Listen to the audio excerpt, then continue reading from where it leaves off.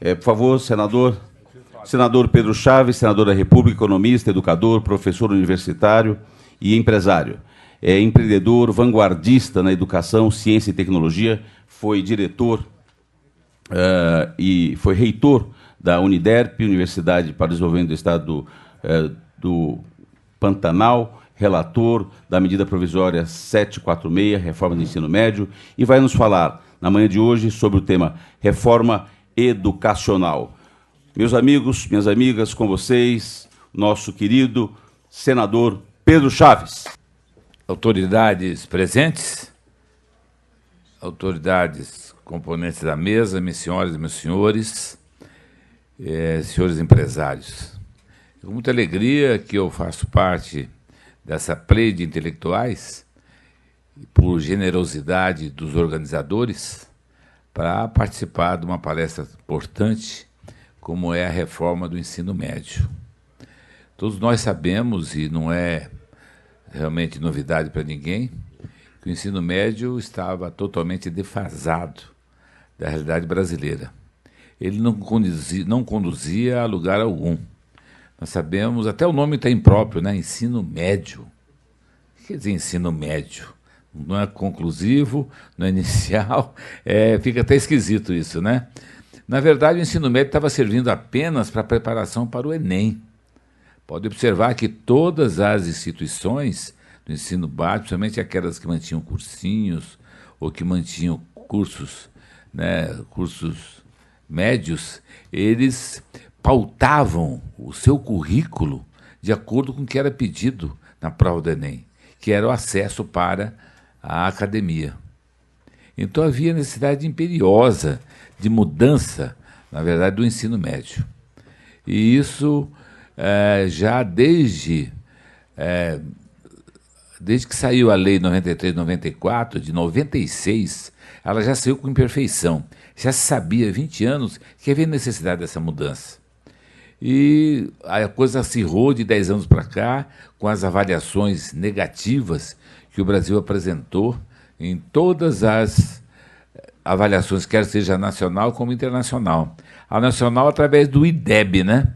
É o Índice de Desenvolvimento da Educação Básica. É definida pelo MEC, onde define uma nota mínima que a pessoa tem que ter. Nós tínhamos que ter nota mínima de 4,3. Deveria ser 10, né? Mas o MEC colocou 4,3. E nós, desde 2011, a gente tirava 3,7. É engraçado. 3,7 de 2011 até 2016. Então, isso é muito grave. Aí veio a avaliação do PISA, né? Que é uma avaliação internacional, feita pela OCDE, né? Organização de Cooperação e Desenvolvimento Econômico. E ela, na verdade, é uma avaliação em 70 países. Nessa avaliação foi a gota d'água, porque nós obtivemos, na verdade, entre 70 países, em matemática, tiramos o número 65. Então, os últimos lugares. E se analisar apenas quantas pessoas tiraram abaixo de 2 em matemática, 70% dos que prestaram realmente a prova. Isso é uma demonstração inequívoca do fracasso da estrutura que tínhamos do ensino médio. Então, houve necessidade, né, de haver uma mudança radical. Havia, na verdade, na Câmara, um projeto importante que se procurava, desde 2012, alterar o ensino médio.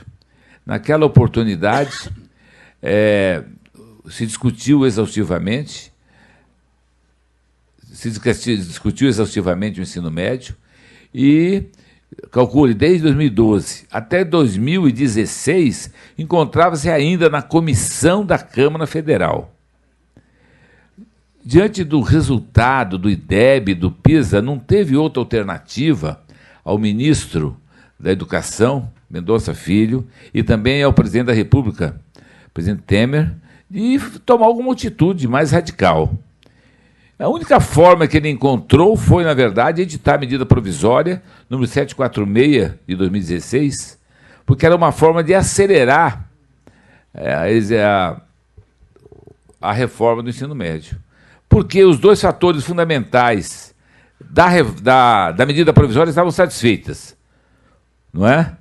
A urgência e a relevância. Isso não há dúvida para os juristas, inclusive. São pontos essenciais para a edição de medida provisória, são dois aspectos. Porque nenhum jurista aceita a medida provisória. Porque isso não é atribuição do Executivo.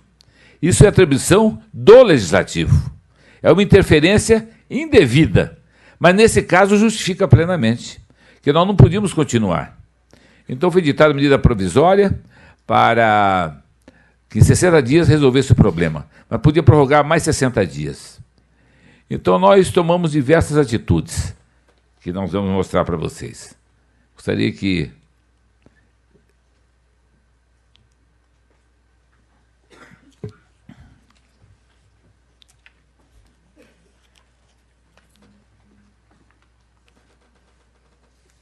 Então, vocês vão notar alguns números que são estarrecedores em relação ao ensino médio, que está no painel ali. Então, nós falamos, então, que o Índice de Desenvolvimento de Educação Básica, que é a avaliação nossa, a primeira lá, nota que está estabilizado desde 2001, é o mesmo índice.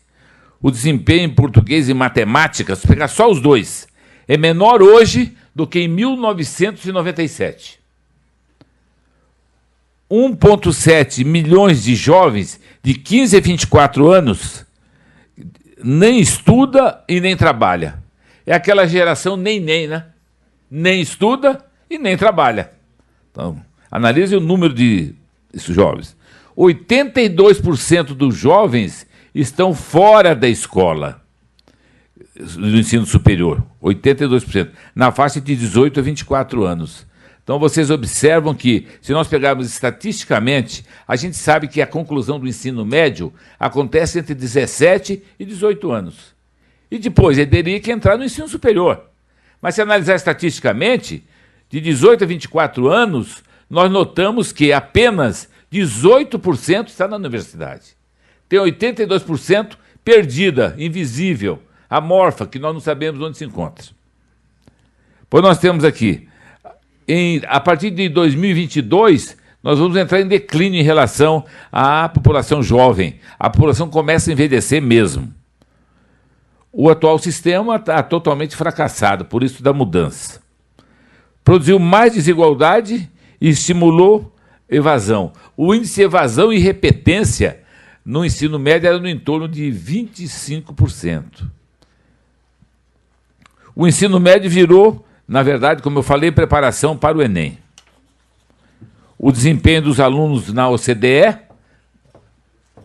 pode mudar. Está aqui mesmo. O desempenho dos alunos do OCDE, já falamos, é entre 70 países. Entre 70 países, nós estávamos em matemática, número 65. Mas em termos de pontuação, vocês observam, ciências, Brasil obteve 401 pontos, numa média de 493. Na leitura, o Brasil obteve 407, numa média de 493 pontos. Em matemática, o Brasil obteve apenas 377, que é o grande fracasso do país, é matemática, tá? Numa média de 490 pontos. O PIB per capita do Brasil é 15.893 dólares. Corresponde a menos da metade da média do PIB per capita nos países da OCDE, que é de 39.933. É necessário, então, um aumento do nosso PIB.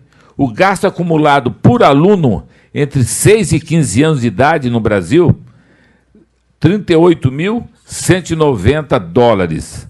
Equivale a 42% da média do gasto por aluno em países da OCDE, que é 90.924. Essa proporção correspondia a 32% em 2012. Aumento no investimento em educação precisa ser convertido em melhores resultados na aprendizagem dos alunos. Houve aumento realmente nos investimentos em educação, mas não transformou realmente em resultados.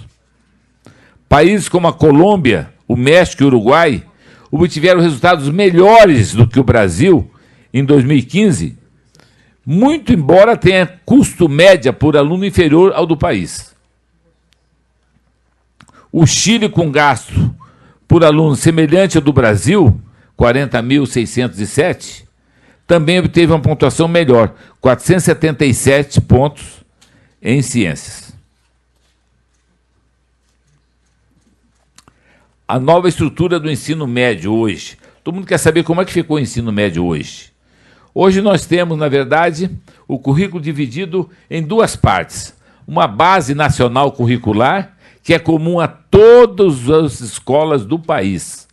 É compartilhado. Então, as mesmas disciplinas, que não deve passar de 5 ou 6 disciplinas. E uma parte flexível, onde o aluno tem o direito de escolher a disciplina que ele pretende frequentar.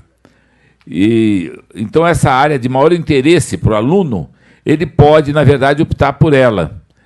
E pode também fazer aquilo que nós chamamos a formação profissional. Essa formação profissional é uma ênfase que o governo está dando hoje, para realmente permitir que esses alunos que não são aprovados em vestibular, eles possam ter uma profissão após terminar o curso médio. Na flexibilidade curricular, o currículo é mais conectado com as aspirações dos jovens do nosso século. O objetivo da escola de ensino médio é torná-la mais atraente e articulada com o mundo em que vivemos, respeitando as diferenças regionais. No formato anterior, nós tínhamos um ensino médio único, acho que vocês sabem disso, do norte, do Arroio ao Chuí, em todas as partes do Brasil, o aluno era obrigado a fazer 13 disciplinas, todas iguais, independente da região, do estado e da cidade, onde quer que ele estivesse situado. E independente do curso que ele ia fazer. Se ele ia fazer teatro, cinema, medicina, engenharia, matemática, qualquer curso, ele era obrigado a fazer as 13 disciplinas, com a mesma intensidade, em todas as cidades do Brasil, com todas as diferenças, com as diversidades culturais, com todas as diversidades que existiam. Então, é uma coisa inaceitável que não haja, que o currículo fosse tão engessado, com disciplinas totalmente fragmentadas. Havia imperiosa necessidade de mudar isso. Tem que regionalizar o ensino. E essa área diversificada vai permitir, na verdade, uma flexibilização e uma variação por cidade, por estado.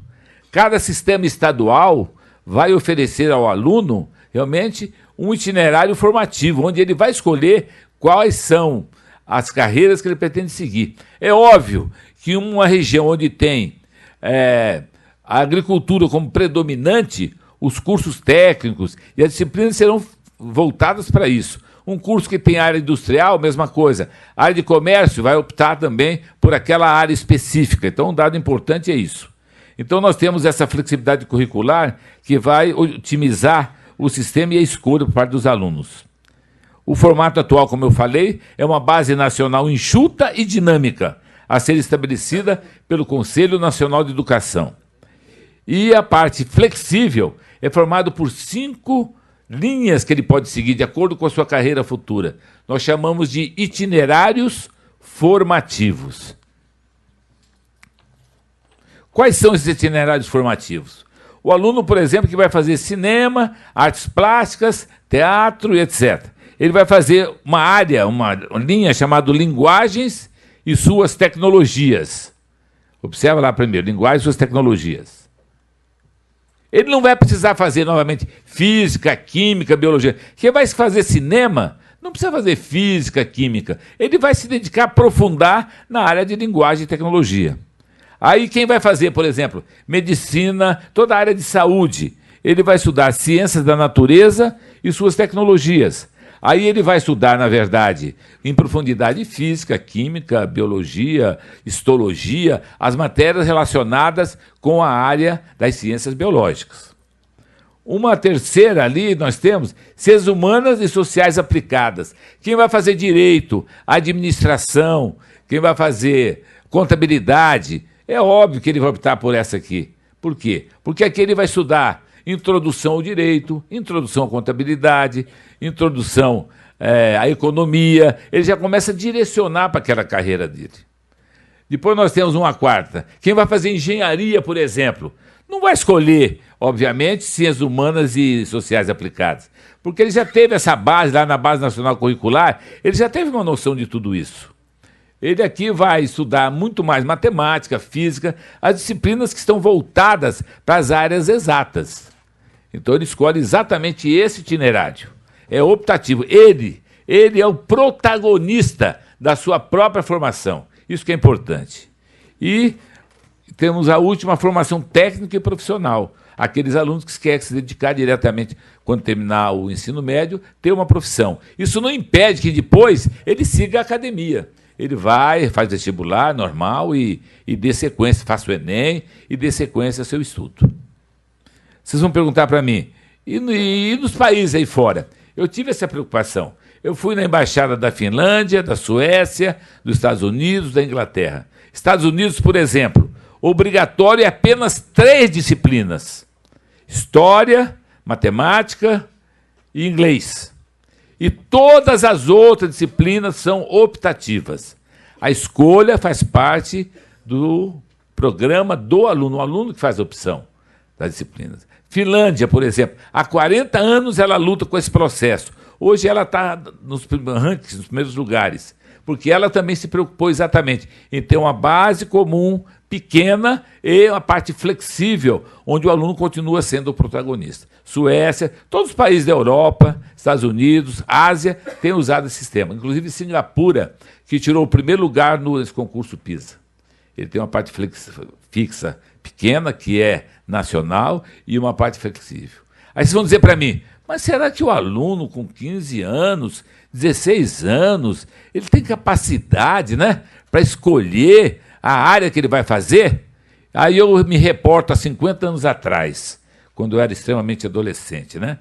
Então, o que acontece? Na minha época, eu tinha, por exemplo, eu tinha 16 anos que eu terminei o tal ginásio.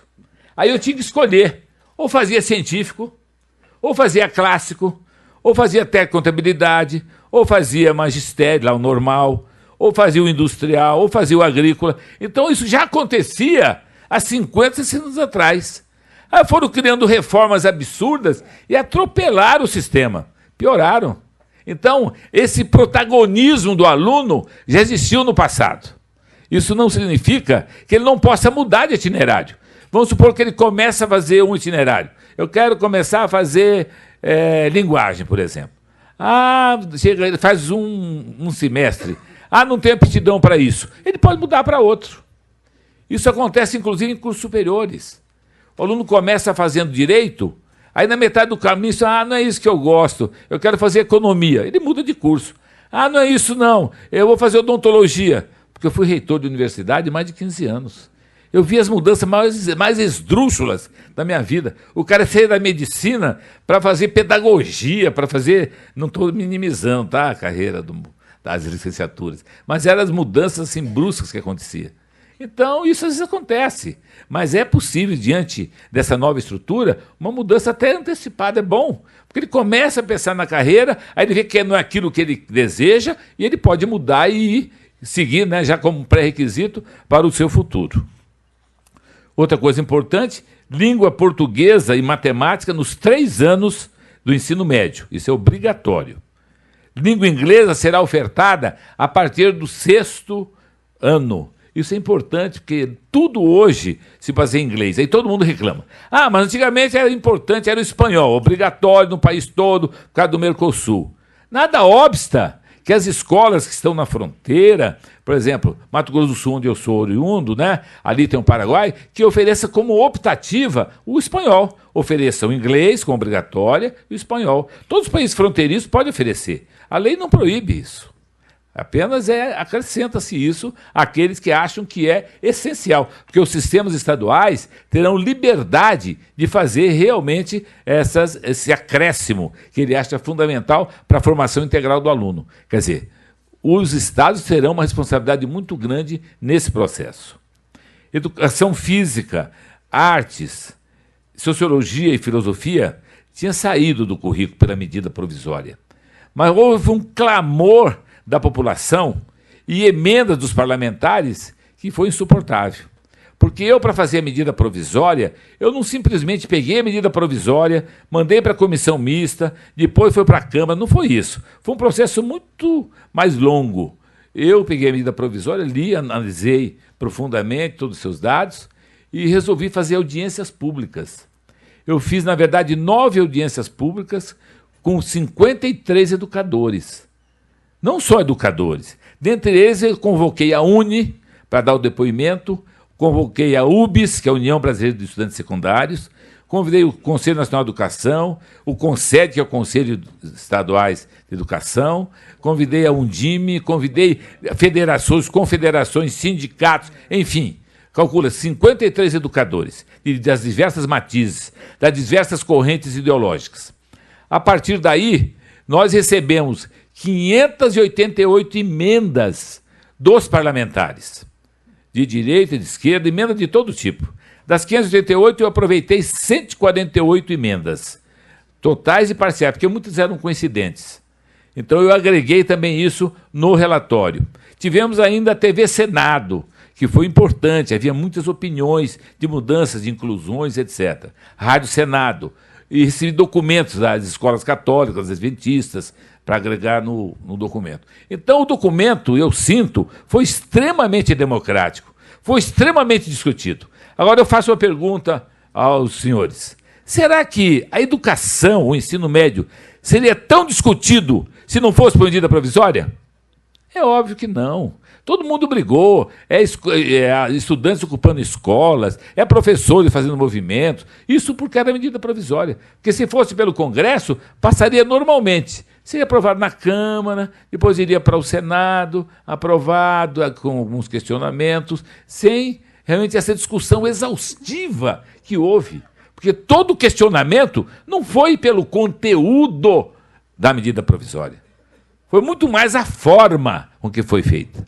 Não houve, por exemplo, quando eu estava lá em plenário, no Senado, e mesmo na comissão mista, propostas de mudanças. Apenas a inclusão de artes e educação física, isso já era consenso que nós íamos fazer, incluir mesmo.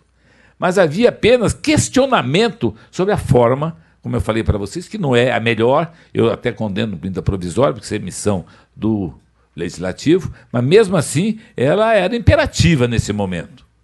Então não houve realmente questionamentos quanto ao mérito no conteúdo, mas sim sobre a forma.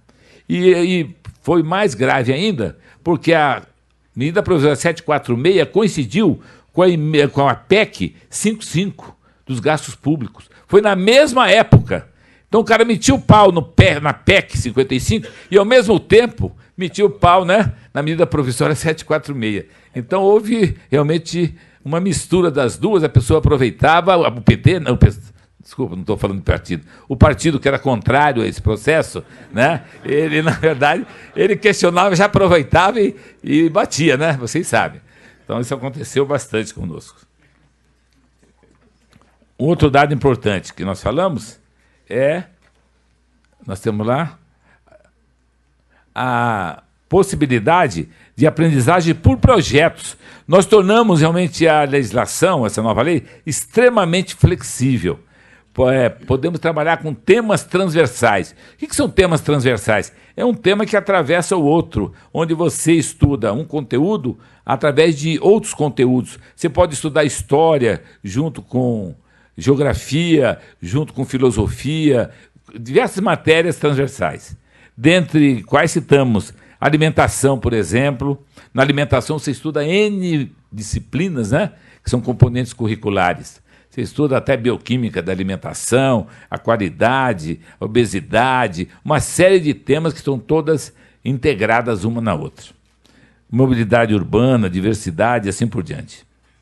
Então, como nós falamos, esse nosso novo ensino médio é duas partes. Uma base comum, nacional, curricular, compartilhada por todos, que vai ocupar 60% do currículo. Então, como eu estou propondo uma mudança, porque hoje o ensino médio é constituído de 2.400 horas em 3 anos. Quer dizer, cada ano a pessoa estuda 800 horas. Eu propus que passasse isso para 3.000 horas imediatamente, em 5 anos, todas as escolas vão ter que ter 3.000 horas. Já aumentei de cara 25% da carga horária do ensino médio. Com isso, eu dividi 60% para a base nacional comum, para todo mundo ter aquele conhecimento geral que é indispensável. História, geografia, português, matemática, e são matérias que são fundamentais. 60% é nessa base. E 40% é a parte flexível que nós falamos anteriormente. Por que eu reservei 60 e 40? Qualquer curso técnico que a gente vai fazer, de qualidade, ele tem que ter no mínimo 1.200 horas. Então eu reservei 1.200 horas para a parte flexível e 1.800 horas para a base nacional curricular. E eu introduzi uma coisa que foi a maior discussão que nós tivemos basicamente lá no Congresso Nacional, quer na comissão mista, houve discussão na Câmara e também no Senado. É o tal do notório saber. O notório saber existe, inclusive, nas universidades. Uma pessoa que é um talento e que não tem titulação acadêmica, ela pode perfeitamente transmitir conhecimento. Vamos supor, o Hermeto Pascoal, que é o gênio da música, será que ele não pode dar noções de música ou música para o curso de graduação? Alguém, por exemplo, que vai fazer o curso de técnico em soldagem, será que tem na academia um formado, um mestre, ou alguém com licenciatura em soldagem? Eu tenho que pegar do mercado. Vocês, empresários, sabem perfeitamente que tem realmente nas suas empresas, né, profissionais habilitadíssimos, sem essa titulação acadêmica, né, e que, na verdade, podem dar aula perfeitamente. Agora, eu coloquei uma condição. Eles têm que ser reconhecidos pelo Conselho Estadual de Educação. O Conselho Estadual de Educação, cada sistema vai verificar o profissional, analisar o currículo, a sua experiência, onde ele trabalhou, a partir daí permite dar uma licença para que ele possa ministrar aula. Todo mundo queria que eu tirasse isso. Eu falei, é impossível nós darmos uma formação técnico-profissional, são 160 habilitações que tem no Brasil, técnico-profissional, sem que haja o notório saber. Não tem profissional para isso.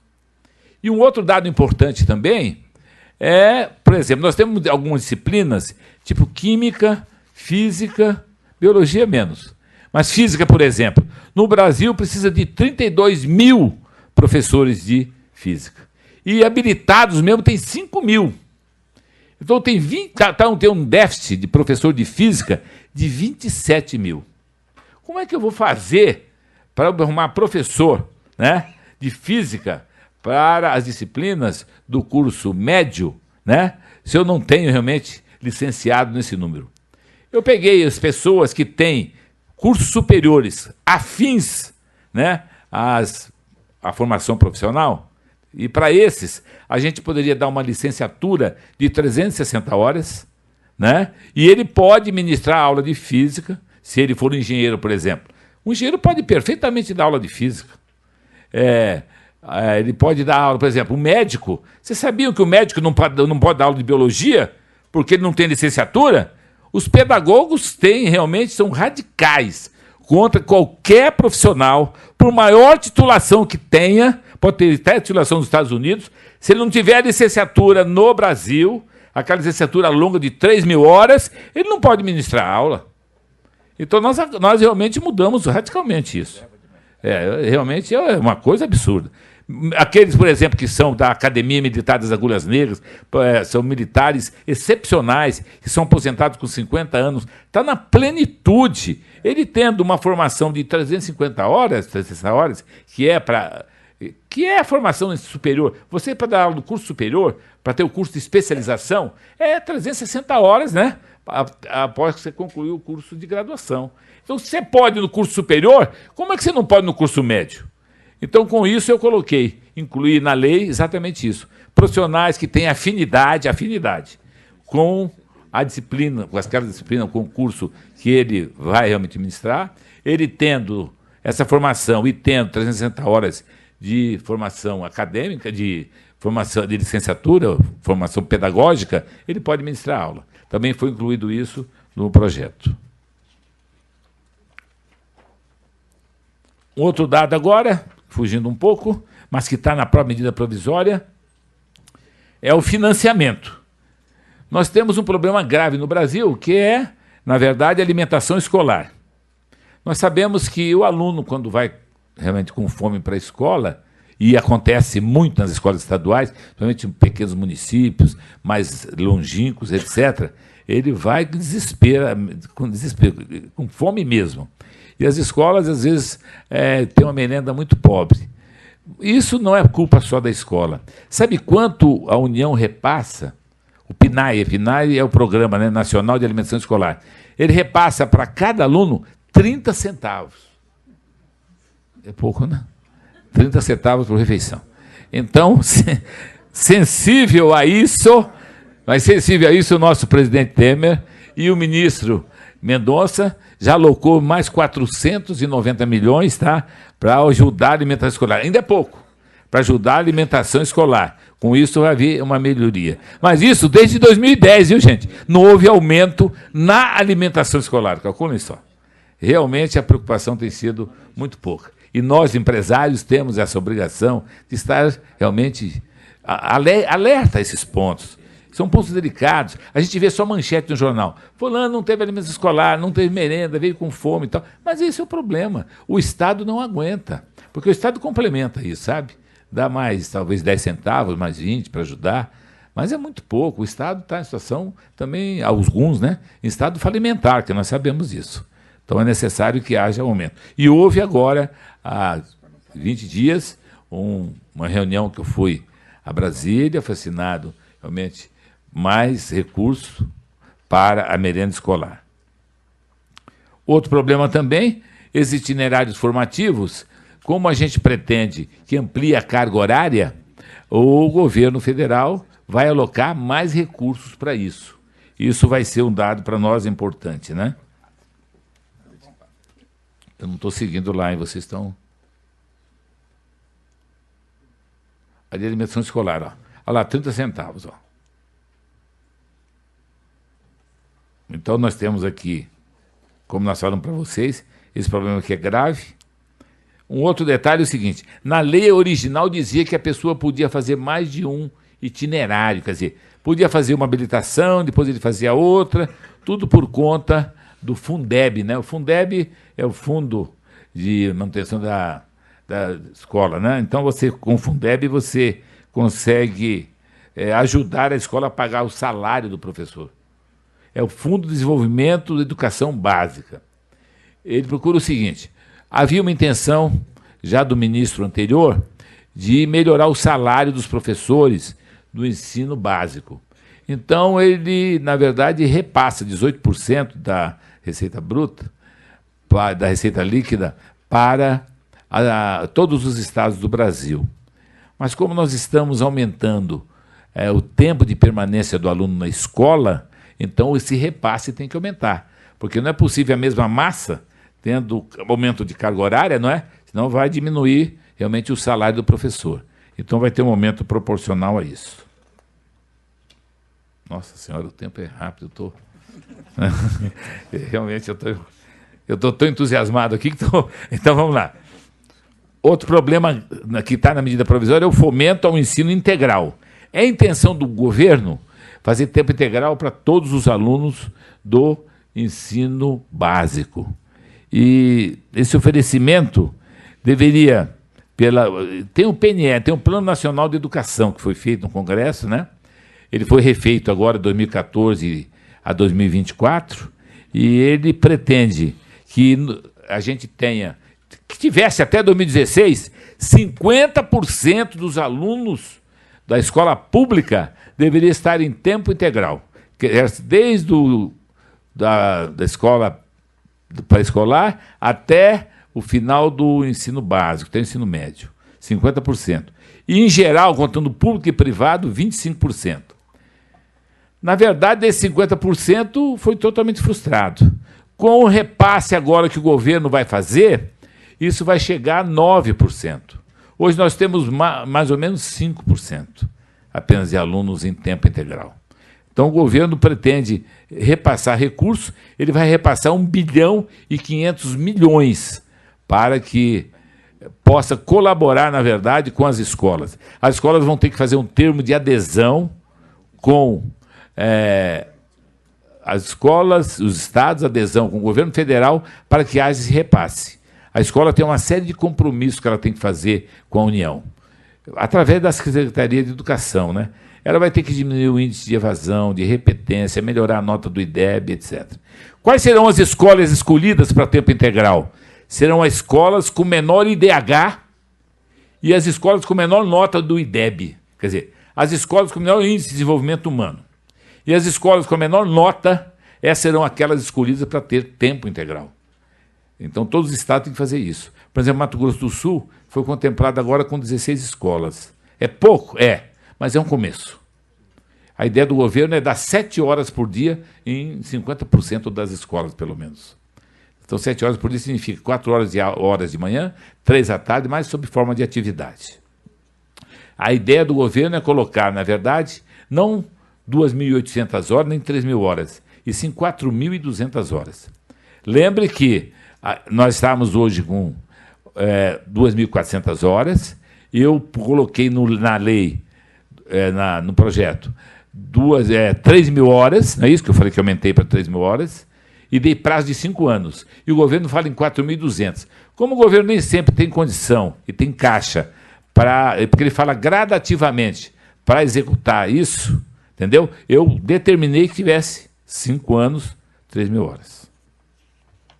Certo, Roberto? Então, nós temos mais uma meta aqui do governo em relação ao número de alunos, que nós já falamos.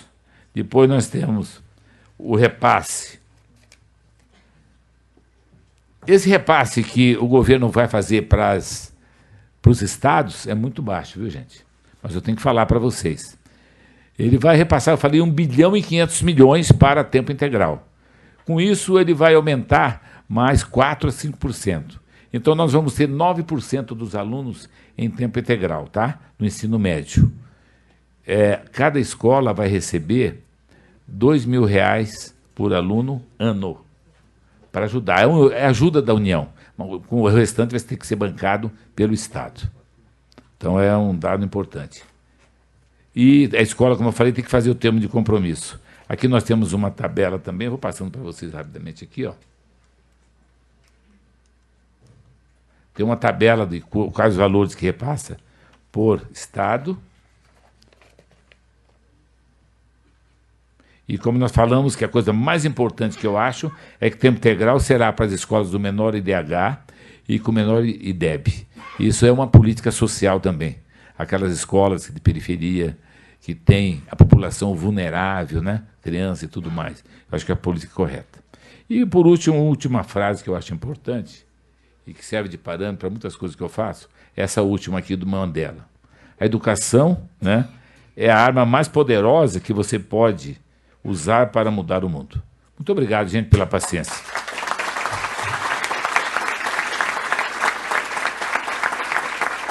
Obrigado.